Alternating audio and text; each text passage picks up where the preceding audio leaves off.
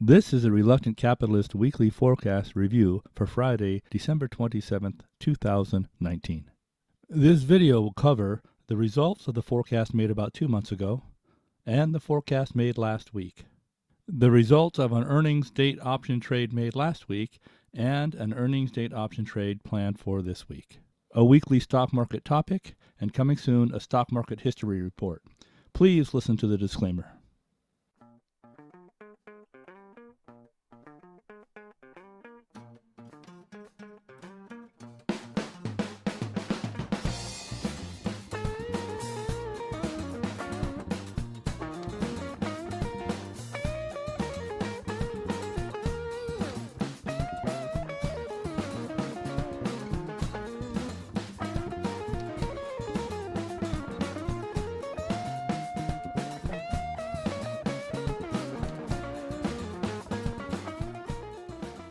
The following forecast was made about 2 months ago on October 31st, predicting a price of $308 on December 27th. The S&P 500 forecast was up, with the most probable price on the SPY of $308, forecasted on December 27th. The probability up was 0.6 or 60%, suggesting an up or bull market.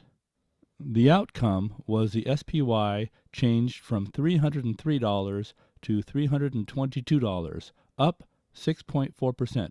The forecast was correct. This chart is comprised of two distinct forecasts, the directional forecast and the cone of profitability. The directional forecast is simply an up or down direction of the stock price. While correct in direction, it did not predict the stock price moving up as high as it did. The cone of profitability provides a probability-based range the stock price will move within, and comprises of the lower cone support line and the upper cone resistance line. In this case, there was a 79% probability the stock would stay above the lower support line and a 74% probability the stock price would stay below the upper resistance line. During this forecast period, the stock price moved above the upper resistance line. This is an extreme movement, but it does happen sometimes.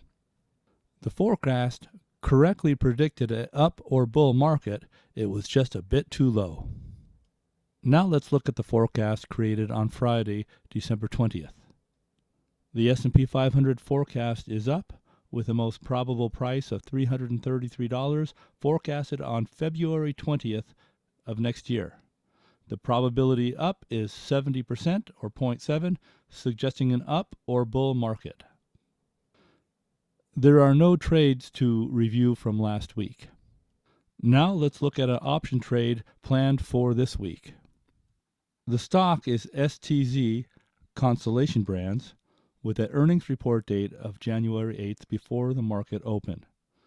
The option expiration date is January 10th, just 2 days later, with a short put strike price of $262.50. The stock price is expected to go up after the earnings date, although there is low confidence in this prediction due to the low number of market votes. The preference is to have above 40 total votes. In this case, there's only 8. Here is a cone of profitability on STZ, and you can see where our short put strike price is outside the cone, and there is a 82% probability the stock price will stay above the lower support cone line. Next week's review will include the outcome of this trade. Now a review of the weekly stock market topic. This week's topic is the price to earnings ratio, also known as the PE ratio or earnings multiple. The PE calculation is the current stock price divided by the EPS or earnings per share. The earnings per share is the sum of the earnings in the last 4 quarters or the last trailing 12 months. Because the numerator of the calculation is the stock price, The PE ratio changes every time the stock price changes, which is every moment of every trading hour. In most cases, the price change of the stock has little effect on the PE ratio unless the stock price changes a significant amount. Here's an example. A stock price, which is currently trading for $40 a share, and we'll call this stock A, has an earnings per share in the last year of $2. So the PE ratio is 40 divided by 2, or 20. Another stock trading for $40 also, we'll call it stock B, has an earnings per share of $4. So its PE ratio is 40 divided by 4, or 10. The question is, which stock is a better value? Stock with a PE of 20 or the stock with a PE of 10, being that both have the same stock price of $40 a share? One rationale in looking at this is to select stock B with a PE ratio of 10, because for every $40 per share, you get $4 of earnings, whereas in stock A, you're only getting $2 in earnings. A better question to ask is, why is the stock price so low and the PE so low? And it could be that that stock has no promising profits or growth in the future.